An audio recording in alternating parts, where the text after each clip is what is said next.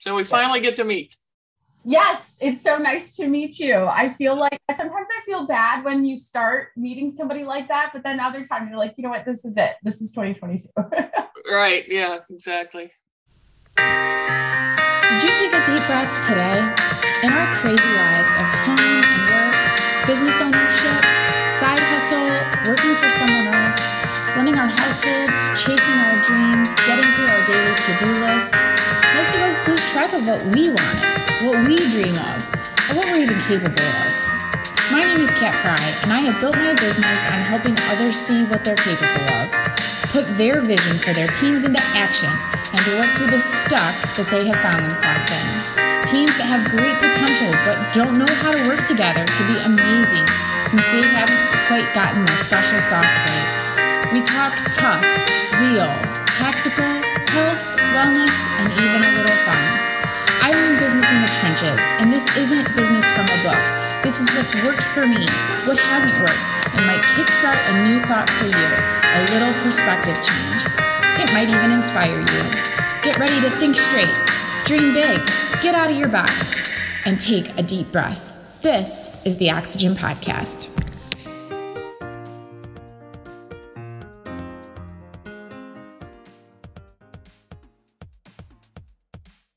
So Elite's under a nonprofit. So we formed it, instead of forming it as a woman-owned business, I formed it as a nonprofit with a group of like-minded firefighters.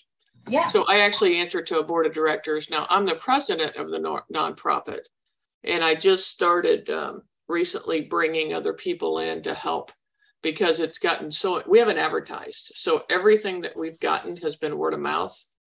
And it's getting beyond what I can control. So I've got to bring other people in to help. And my schedule is just crazy right now. So is this like your long-term plan, or you just were not thinking that this is what this was going to be? Well, when I first started it, it was to do promotional process testing and hiring process management. That was the main focus. And then I wanted to dabble into the leadership class. And so that's what I did. I threw out a leadership class. It was actually a one-day class. I dabbled in that and it took off. The original class was an 8-hour supervisor class that I just packed everything that I could pack in it. I divided it in 4 different areas, you know, like people and because I have to go back and think now, processes.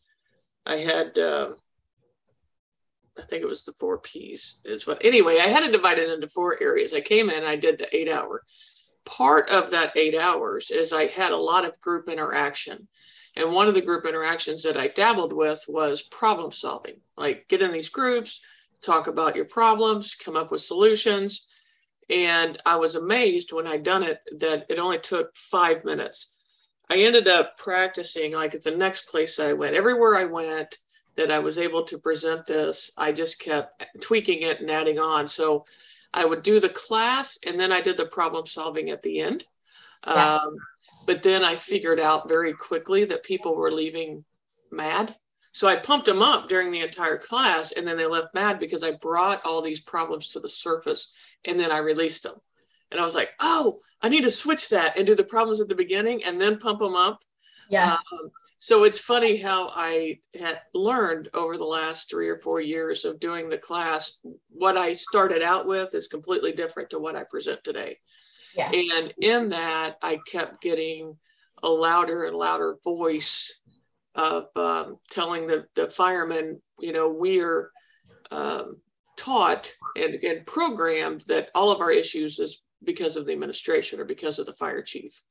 And I was like, no, that's not it. You know, and I'm not going to back, you know, there's good fire chiefs and there's some it's not so good. And it's a political environment, but I'm not so much backing the chiefs as I am. These people at the top came from the people at the bottom. And we have got to do a better job at getting ourselves regulated and stopping the toxicity and the negative narrative. So I started coming out and just being myself. I paid a lot of money to go to a public speaking class. And I went to Pennsylvania, you know, for a 3-day class, and it was an awesome class. And there was like, I think 575 of us that were in there. Wow. And they would say, you know, whatever you do, do not curse, do not use profanity. You know, you have to know your audience, things like that. And I walked away and I was like, oh my gosh, I don't know how I'm going to do this because I'm all firefighter. So, and then I was at a rooftop dinner with about a dozen other people that were, and I was the only firefighter. This was doctors, lawyers, professional people. And we were kind of going around in a circle, and they would say, you know, why are you here? What are you wanting to present? What are you wanting to teach or speak about? And it got to me, and I was like, you don't want to hear what I've got to say, because I've just learned that everything that I had was completely wrong, and I'm going to have to go back and redo it. And they're like, no, give us a sample of it. I'm like, no, you really don't. No, give us a sample. So I was like, okay, here it goes. And I gave them a sample, and it was probably in the rarest, rudest, rawest form that I could give. And they freaking loved it. And I was like, holy cow. And I was cussing and the whole 9 yards. And it was unbelievable, the response that I got from these professionals. So it's like, after going to that speech class, I walked away with, just be yourself. You can't do anything besides be yourself. And I was trying so hard to do it right that I wasn't myself, because I was too worried about the cursing. I was too worried about everything. But that's not the audience that I know. The audience that I know is sitting around a firehouse kitchen table and just saying it like it is. So I started teaching in that manner, and I don't sugarcoat anything. I tell the guys what I think. Normally I tell them pull their head out of their ass and act like they got some sense. And they're all just sitting there looking at me. But you're right.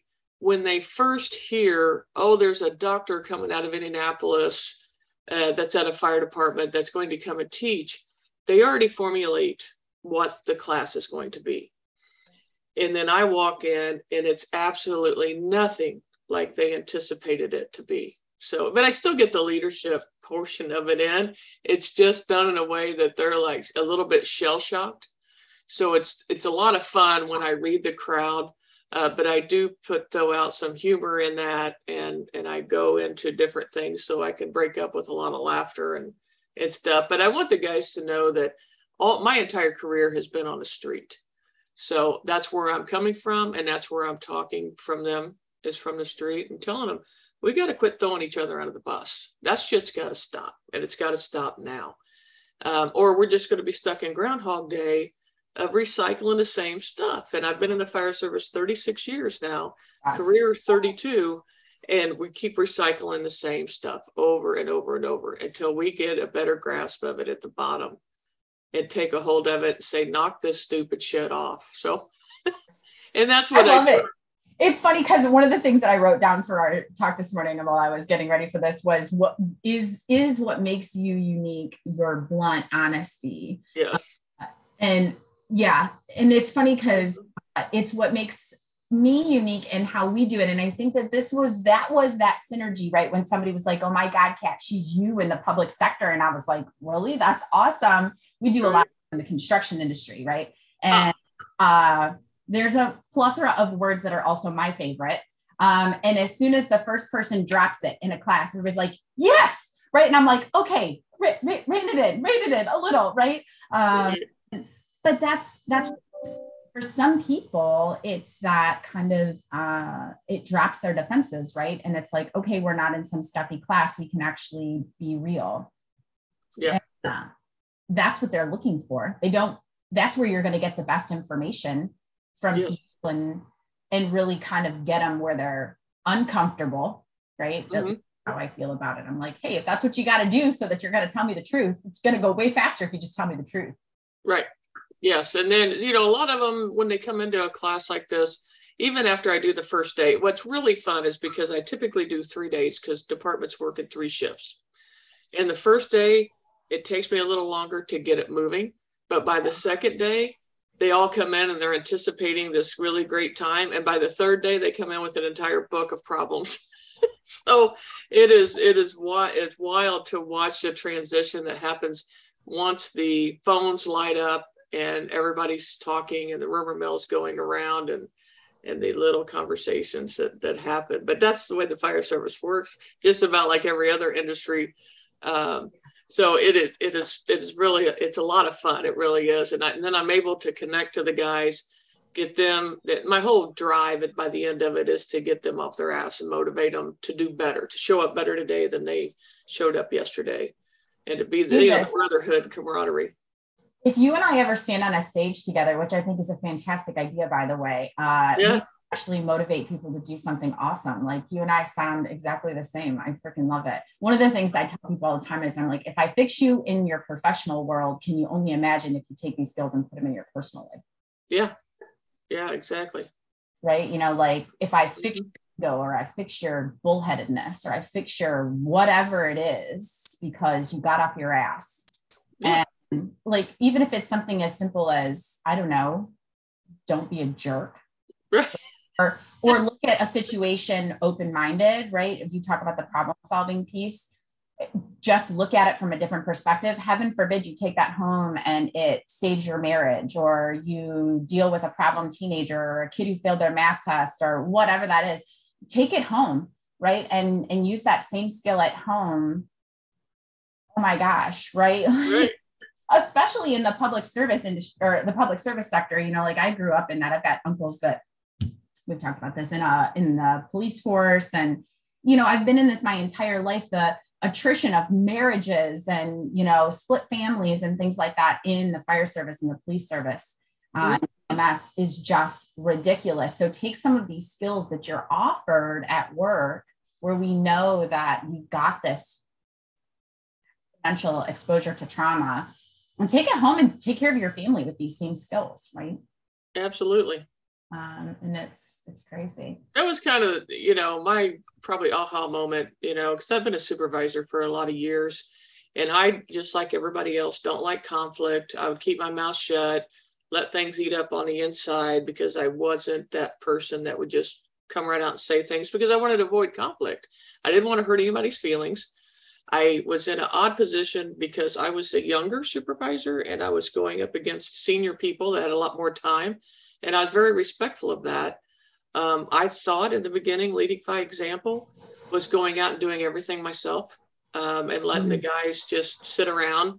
And that way I would be more loved and liked, and everybody would want to come and work for me because I was just this great person. And then I just figured out as I went through time that I didn't do my team any justice by doing that, because I didn't get them together as a team. I was, not coddling, but I was spoiling them, really. And then now, looking back at what I did and what I am now I still want to be liked. I don't go into work trying to make anybody mad. I'm the happiest person there is in the world when I go to work, and I want to have a good time. That's all I want. I want to have a blast when I'm at work, and don't want anybody to interfere with that. But at the same time, I also understand that sometimes you have to be a boss. And even in the realm of leadership, we get so stuck up on that term of leadership, we forget about management. So I do teach a segment of, you have to have managerial skills in order to progress in an organization and move that organization forward. But also, just being a leader doesn't mean being nice. It means putting your foot down and being a leader. And one of the things I read a while back, it was like, do you want to be a leader, or do you want to be loved? Well, everybody wants to be loved. But I didn't really understand it at the time, but like I understand it today. And it's like, yeah, I want to be loved just like anybody else. But first and foremost, it calls for being a leader. And that may, at times, piss people off, because I have to come in and be the boss. So for an example, yesterday, on my way to work, something happened I wasn't happy about. So I picked up the phone and I chewed two people's asses up one side and down the other. And they're not used to hearing that side of me, but I'm like, pull your head out of your ass and act like you got some damn sense. That's all I ask, and you'll be off my radar. But I've also employed crazy ideas, innovative ideas, and how I can motivate people without writing them up for behavioral issues. So I've come out with and tested puzzles and team building games, which when I do a team building class, I certainly have activities in there to break up the classroom. It makes it a lot of fun, but I used it as a management tool. So is this what I saw on your social media the other day? That was actually a team building class.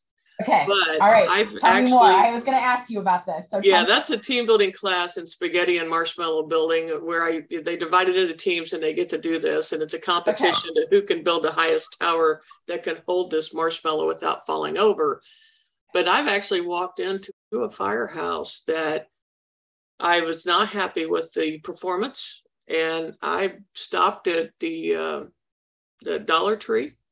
And for $1, I bought a 500-piece puzzle, which for $1, you're only getting it's only like so big, and the pieces are that tiny, and they're paper thin, so you can't hardly put them together. Okay. And I opened it up and I put it down, and I said, "Now, this is Battalion Chief training. It's called team building, and everybody must participate. And if not, it's called insubordination. So I want your team to act as a team and put this puzzle together and call me when it's done." The first time I did that, it took them 9 hours to put it together. They absolutely were not happy with me. I was probably cussed and ranted and raved, and the officer called and said the puzzle's done.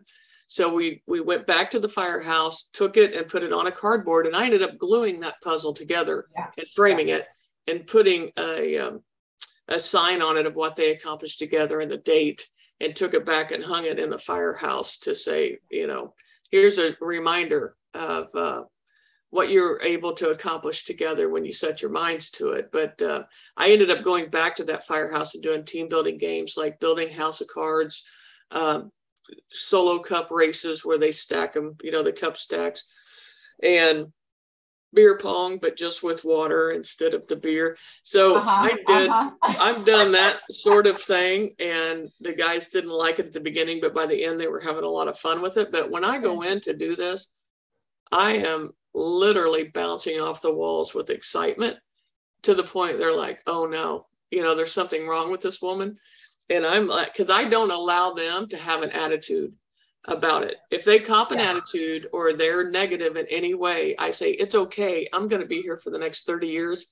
And this is what I love. So I can do this every day for the next 30 years. And we're here for 24 hours a day. I can just continue on like the Energizer Bunny." So the happier they are and the more that they get into doing it, the faster it will stop. So that's the other part of it psychologically, that I don't allow the negativity and stuff to come to the surface, or I'll just keep coming back until I absolutely wear them out till they cannot have any more negativity, that they have to have a smile on their face. I tell you, that's the first time that I've ever heard that idea. I make people even on Zoom do burpees or push-ups. And if you talk, you're out. You don't have to do them. So I get people, on Zoom, it's a little bit different than going into a firehouse. And I tell people, if you don't want to put the work into the classroom, I'll make you physically put the work in. And people immediately start, whatever. But it's fun, just out of their comfort zone and out of their frame of mind. But that puzzle situation is amazing. I love that. So who do you think really kind of said, like, you're working in a male dominated industry? The chances that you run into another female during the day are probably pretty dang slim. Who said, like, "Hey, let me mentor you," or what did that look like in your world? As I was growing up? In general, whenever. Yes. I feel like mentors change a lot. So what did you're right. It is a male dominated job. So I didn't have a lot of female mentors. All the mentors that I had were male. And it was just really more informal than it was formal mentoring. Yeah. Because it was, I'd watch this guy. I really like that. I want to emulate that, but I don't so much like that. And then I had plenty of examples of what not to do with all the bad managers that I had, that I could avoid some landmines, if you will, from that perspective. But no, there wasn't. I came in the late 80s in the fire service. There wasn't a lot of females, but the females that were in the fire service were predominantly gay. And so one of the things that I test when I go out and teach, and I open up and I tell people about me, and this is who I am, and this is where I'm from. Well, one of the icebreakers that I will throw out there is, I only look gay. I'm not really gay. And people just freaking lose it at that moment, and I was like, you guys are laughing because you really thought I was gay because I've been in the fire service so long. So, but what's funny about that, and I had this conversation with another lady that is a lesbian, when she was asking me, about how different it is being in the fire service as a woman. I said it was actually a disadvantage to be a straight woman back then, because I was accused of screwing all the men, where the gay women were not accused of that. So obviously I was a lot thinner, a lot better looking back in my 20s and 30s. And, but it didn't matter what it was. It was because I was screwing somebody. When I was married and I got pregnant with my daughter, then the guys came up with 7 different firemen that were the father of my child, with the exception of my husband. So it was really having to go through a lot of those trials and tribulations, to the point that I tried to leave the fire service at one point. It blew up. It was not a healthy environment. It was eat or be eaten at that point. Very negative, toxic environment. My husband was getting calls at home. We had to have our phone line tapped we had to make police reports. It was that bad. And then at the time, the department that I was working in was governed by a township trustee. And a couple of the firemen went to that trustee and said that they felt threatened for their lives anytime my husband came to the firehouse. And he was a good dude. I mean, he still is. He still is a good dude. He's just not my husband anymore. But he was bringing my daughter to see me when she was an infant. And he's a mechanic, and he would fill everybody's Freon. He'd do anything in the world for anybody. So for them to do that, to say that they felt threatened, that hurt very deeply. And the trustee had a knee-jerk reaction and banned my husband from the firehouse, which also in essence banned my daughter from coming to the firehouse. So my daughter, who's 27 years old today, doesn't really, hey, Mama. I know, she doesn't have a memory of coming and visiting Mom at the firehouse when she was a child, like most firefighter kids have. So there was a lot of trials and tribulations, a lot of things that happened, and everybody has their own adversity that they deal with in their life. I had mine, and that's all we have. We have our stories that we have.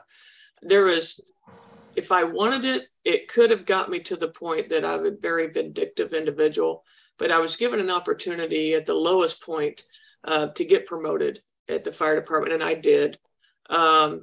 And I had made a deal then that I wasn't going to retaliate it was very easy to get stuck into that role of, okay, I'm going to get you back for all the lies and the backstabbing and things like that.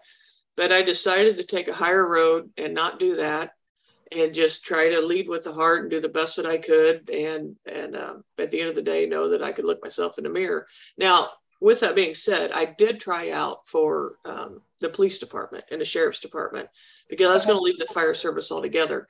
And I had made it through the processes to the interview stage at both of the organizations that I went out for. And they said, well, could you please tell us why you want a job in law enforcement? I said, well, sure. That's so I can arrest, ticket, and tase every fireman that I run into. Because I hated the fire service that bad. And they said, well, we don't think a job in law enforcement is right for you. So that's how I got stuck in the fire service. And here I am all these years later, but it was a few years ago when I finally had the huge aha moment of how the impact that I can make as a battalion chief. Now, as a female, I just kind of shed that. The department that I was on was a smaller department, and we consolidated into Indianapolis. Indianapolis has a lot more women. I don't know exactly how many women are on today, but I would say it's in the 60s or 70s out of 1,300. So there's a lot more females than where I went. So it's more common today, and those females are absolute badasses that are on the job. But I don't have to deal necessarily today with what I dealt with when I first came on, but it was a huge learning curve. And I hate that I went through it, but I'm grateful, because I think it made me stronger today by going through stuff like that, because there's absolutely nothing that will shock me today. And that is a lot of where I don't put up with shit, that I just tell people, knock that stupid, what the hell are you thinking? We don't do that stuff here. And they're like, did you just say that to me? You bet your ass I did. Yeah. You want me to take you around back and beat your ass? That's what I'll do, So, but what's fun is it comes from, now I have grandchildren, but it comes from a place of being their mother, more or less. And I look at them as my children now that I'm on the upper end of the age group. Yeah. And I look at all these kids in their 20s and I ran into a firefighter the other day. He's new. And it wasn't the other day. It was a few weeks ago. And I walked into the station and he was playing on his phone. And he never introduced himself. I look over and I see a senior couple of guys doing the dishes and cleaning. And he's just sitting here on his phone. So I got him into my office and I told him, my first impression of you is in the tank. And I told him why. I said, you're sitting there playing on your phone. You didn't even introduce yourself. These guys are cleaning. You're not doing it. You have to earn your own way in this profession. And I was chewing his ass, but at the same time, I told him I want him to be successful. And in order to do that, he has to hear the truth. But it's what he does with it that's going to make the difference, because he's got to go out and earn his keep. And I want him to have the respect of his peers, because if he doesn't, we're going to be in for a long road in the next 20 or 30 years with an individual like that feels like they're entitled and they just don't have that direction. So I give them a swift kick in the ass as a wake-up call. And am I going to save them all? No, that's not reality. But if I can make an indentation in their career trajectory, then I certainly want to do that. And that's what I have fun doing, going out to these other departments and trying to push the organization forward. There's a lot to be said for people who are willing to speak up, right? Like, I think that there's a weird piece, especially when it comes from, and I'm going to go here, a powerful female who will say, like, excuse me, but what are you doing? Right. And it almost rings a little bit more true when it comes from somebody that they don't expect. Like, dude, I'm here to help you, but what the heck? Like, get on your feet. Like I say it to I have a son who just graduated from high school, and it's the generation, I'll label it. But like if his friends we're all out, by God, you're going to hold the dang door, right? If it's as simple as, like your girlfriend is standing there, hold the door for her, right? Or get on your feet, or, whatever, because obviously somebody didn't say it enough to you. I'll say it to you. I'll be that mom, right? If in business you can't seem to hack it, then there's a reason why you can't hack it. So by God, I'm going to say it to you, because I want to live in a world where people are okay not introducing themselves or not stepping up and being that person. I just not okay with me, whether it's professionally or personally. And I think we're missing a lot of people like that. Yes. More badasses like me out there. Right. Yep. And if we had more direct, open, honest communication, I think we would have a better organizations. We'd have a better world, better society. And you can do it and still stay respectful. And what's gone on today in society is the disrespect and the emotions that people attach to them and they can't get rid of. And I'm just going to defriend you on Facebook, or I'm going to do this or that, or I hate you because you don't agree with me. And it's like, really?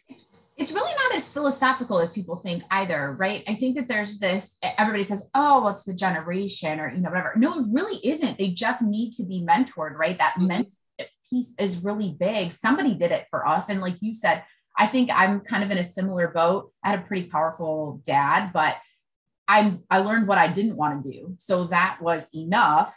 Now I'm going to help somebody else. And even if it's not a permanent, like official title, it's going to be somebody that I grab by the shirt tail and say, excuse me, but who the hell do you think you are? Right. Exactly. It happens a lot around here too. Hey, you say that to me? Yep, sure did. So here's my next question for you. If you could put together a program for young girls that were destined for the fire service, what do you think it would look like? Phew. I don't know.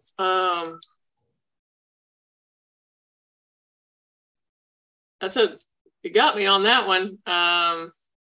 Because I think it would just be young people in general. I don't necessarily know that I would divide by gender, because I don't see that. I don't see the divide in the way that I used to when I was younger, of, leading the charge with other females. And I think it's because being in the fire service, and you can ask most women in the fire service, none of us want to be treated any different. We all want to be treated the same. And in order to do that, it's, I can't look at just females, but I would tell them no different than I would do the males. You show up and you do the work, you bust your ass, you don't stop, you grind it out. It would it wouldn't look any different, I guess, being males or females, but it would be young people in general of the service-based business, the benevolent society that the fire service rocks in, and letting them know this is what this job entails, because there is a lot of brotherhood and camaraderie because of the teams that we have to operate in. And a lot of the younger generation, they don't understand what brotherhood and camaraderie is, no fault of their own, but it's because of technology, because they don't have the experience at forming deep, meaningful relationships with people like the older generation does, because we didn't have cell phones and we had to go out and form friendships with people. Well, a lot of the friendships today are over technology and not in person. So it's very awkward for a young person to have a face-to-face conversation with somebody. They feel more comfortable doing it behind text messaging. So it's pulling, one of the things that I do in officer development training is I try to get the officers to focus so many minutes of every shift of getting people to put their cell phones down and do things together that will pull that team together. And that's the only way you're going to be able to build trust. So there's the disparity that I see in the different generations. I mean, even today, we've got 4 or 5 generations working in one organization. And we talk a lot about diversity because of the Black Lives Matters and things that's happened over the last few years. When we use the word diversity, we hear it in the context of, gender and race and backgrounds and sexual orientation. And it's not, look at the generations, the different generations, that's diversity right there. And we're not focused enough on that of understanding each other. No matter if you're all white, all black, all gay, all straight, it doesn't matter. But it's the differences in how each of us were brought up. And one thing that I tell firefighters, there were different generations when you joined the fire service, and there's going to be different generations when you leave. But it's like, what can we do to learn about that younger generation? And they want more meaning. I believe they want more value because they're easy to switch jobs until they find this deeper meaning that's with them. And until we show them that, in what I normally see in the fire service is the Gen X is sitting around blaming everything on the millennials, or they blame everything on the administration. And I say, stop blaming everybody else and take a damn look in the mirror for a second and say, how can I connect with this person? A little bit I was worried when I first came out and started speaking on the conference level, at which I've only been doing just a little over a year, is am I able to connect with the different generations in the audience? Because I am obviously an older generation, but it's to me, one of the best compliments is when I can connect with the younger generation and they're just sitting there like, oh my gosh, this is what we needed. This is what we need to hear. So that's one thing that I really like. And I'm like, okay, this is the way you're supposed to act. And this is the way you got to have each other's backs. And the only way to do that is to build trust. The only way to do that is to communicate human to human without the devices. So it's interesting. Two things come to mind when I hear you say these things. It's, the parallels. There's so many differences, but the parallels between public and private sector, right? We talk very often that there's 5 generations currently in the workforce because people very often get out of the fire service when they're ready to drop or they're ready to get out early because their bodies just can't take it anymore, right? And people have a tendency to stay a little longer in the private sector. Mm-hmm. The parallels are so glaring and people don't give them enough credit. But then the other thing that I think is very interesting that I heard you say was that you wouldn't maybe connect with that younger generation, but it sounds to me like you establish hope for them, right? They kind of half knew what they were getting themselves into, but you have a platform where they're like, wait a minute, it does still exist, right? I knew what I was getting myself into, and there's someone telling me I can still have that picture. I just have to, I think that youngest generation, when I speak to them anyways, they know what they can have. They're just not sure the steps to get there. It's still very ideological to them. And when someone stands up there and says, yes, you can have it. Yes, you can have a different motivator. Yes, you can do the work. They live in an information age. They can have whatever piece of information they want because of this little gadget. But now what's the work that you have to do, which is probably harder than anything we've ever done, even though the obstacles are crazy. What's the work you have to do? You have to collaborate. You have to have unique ideas, you know, and we give them hope, even though we're old and crotchety. Right. Yeah. You know, and I think that's what they want. That's what they need. Yeah. So as you were saying, like, you know, you do age out, basically. There is a age limit in the fire service, at least in the state of Indiana. The department that I work in, you can't work past 70. Other organizations, it may be 65 or what have you. But typically in the fire service, you can do 20 years and out because that gets you your pension. In Indiana, it's 32 years to max out your pension. So once people hit that 32 years, they're on their way to retirement and living a life of bliss on a beach somewhere. When I come, now I'm in my 32nd year right now in the fire service. I actually completed in December. I start my 33rd.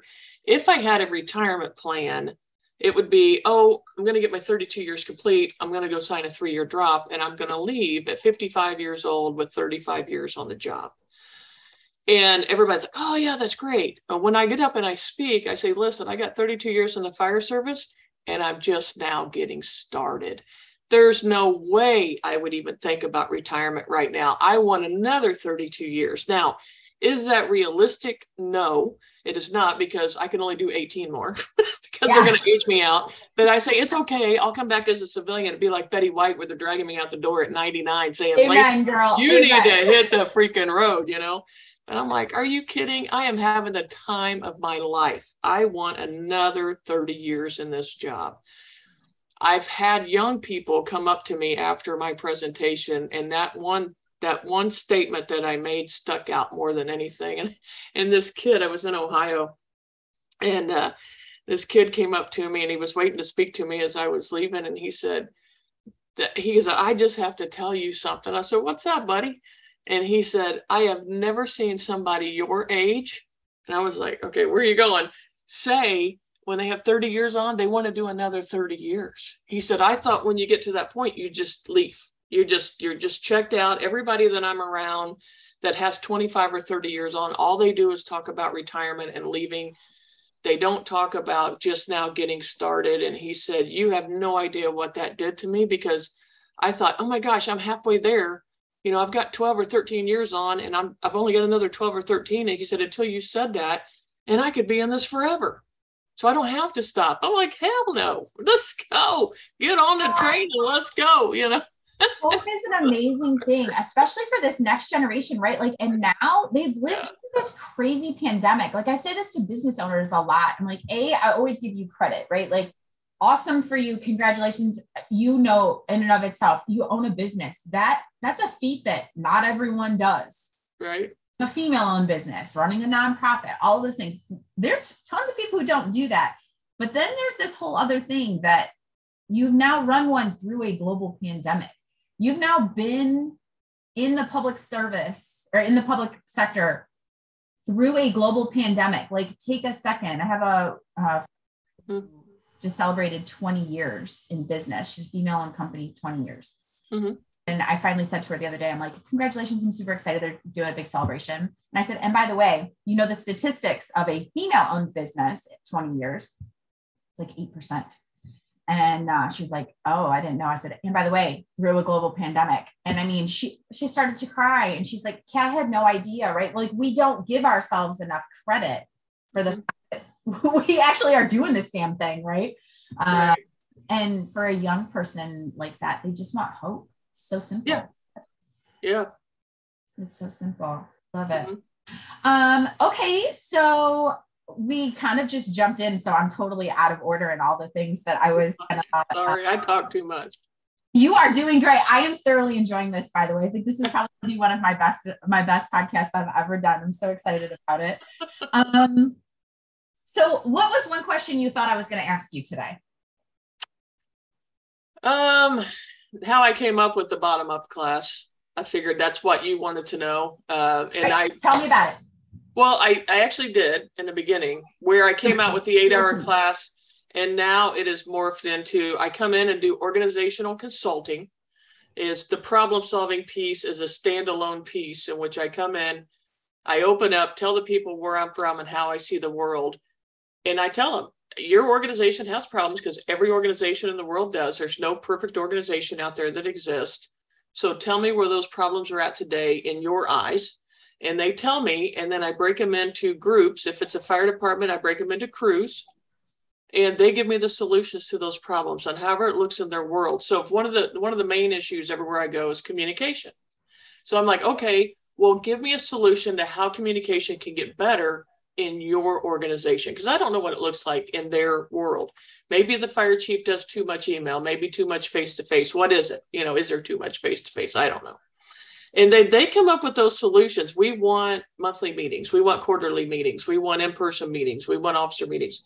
And I take those problems and solutions over a course of 3 days. I combine them all, and then generically, and then I go into the administration and I sit down and I tell them, okay, here's 5 main problems that you have, issues in your organization as said by the people, but here's 15 solutions to those 5 problems. So in that world, and I think this, it doesn't matter if it's public or private, there's a disconnect from people at the top to the worker bee that's sitting at the bottom. I've always been at the bottom. I appreciate the people at the top. I see what they go through. I don't want to be part of that. God bless the ones that are there, because we have to have somebody there. But I'm also frustrated at the bottom because of all the untapped potential that's sitting out. And we are programmed that you have to have a top job to be meaningful and to have value. And I'm saying, no, that value is still sitting there. You're not communicating. That's the broken piece. So allow me to come in as an outsider and bridge that gap to push your entire organization forward. So I become a voice for the people, not a union negotiation. You know, I'm union, but it's not a union negotiation. But I say, if you want to make your organization better, then spill your beans. If you do not, if you don't want to come in here and say anything at all, then that's fine. Just keep your mouth shut for the rest of the time. You know, as far as don't leave this opportunity and then go out and spew the negativity and the toxicity in the organization of, you know, of what you think should happen, when I'm giving you an opportunity to speak right now. I believe all employees want to be heard. And I don't believe people are listening, that bosses have enough time because they're scattered in so many different directions and they've just got too much on their plate to take the time to listen to their people.